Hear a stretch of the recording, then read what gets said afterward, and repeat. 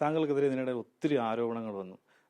താങ്കളുടെ സ്വത്തുവകകൾ സംബന്ധിച്ച് നേരത്തെ കൊടുത്ത അഫിഡവിറ്റിലെ സ്വത്തുവകകളല്ല, കോടിക്കണക്കിന് സ്വത്ത് സമ്പാദ്യം നടത്തുന്നു, വരവിൽ കവിഞ്ഞ സ്വത്തുണ്ട്. അത്തരം പ്രതിപക്ഷ ആരോപണങ്ങൾക്ക് എന്താണ് മറുപടി? ഒപ്പം ഇനി ഭാവി പരിപാടി എന്താണ്? ഞാൻ പറയുന്നത് ഈ പ്രതിപക്ഷ ആരോപണമൊക്കെ ഞാൻ പലപ്പോഴും മറുപടി പറഞ്ഞിട്ടുള്ളതാണ്. റൈറ്റ് ടു ഇൻഫർമേഷൻ, ഒരു റൈറ്റ് ടു ഇൻഫർമേഷൻ കൊടുത്താൽ തീരുന്ന പ്രശ്നമേ ഉള്ളൂ. ഇത് ആരെങ്കിലും കൊടുത്തിട്ടുണ്ടോ എന്ന് എനിക്ക് അറിഞ്ഞൂടാ. ഇനി വിജിലൻസ് അന്വേഷണമൊക്കെ കൊടുക്കുമെന്ന് പറയുന്നു, എനിക്കറിയില്ല. എന്തായാലും ഞാനൊരു കാര്യം വ്യക്തമായി പറയുന്നു.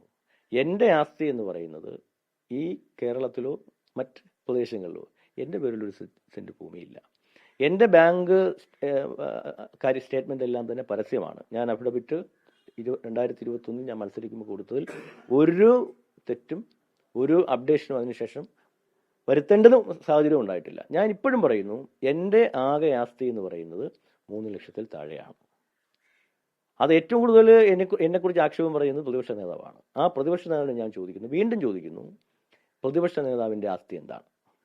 ബഹുമാനപ്പെട്ട പ്രതിപക്ഷ നേതാവിൻ്റെ ആസ്തി എന്താണ്? നിങ്ങൾ പരിശോധിക്കൂ. അപ്പോൾ അങ്ങനെ വരട്ടെ.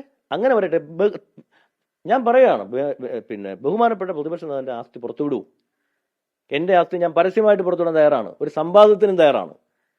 അപ്പം ജനം വിലയിരുത്തട്ടെ, ഞാനാണോ കോടീശ്വരൻ, പ്രതിപക്ഷ നേതാവാണോ കോടീശ്വരൻ? അദ്ദേഹം പിന്നെ പറവൂർ മത്സരിക്കുന്ന സമയത്ത് എന്തായിരുന്നു ആസ്തി, ഇപ്പോൾ എന്താ ആസ്തി എന്ന് നോക്കട്ടെ, ഒന്ന് വിലയിരുത്തട്ടെ.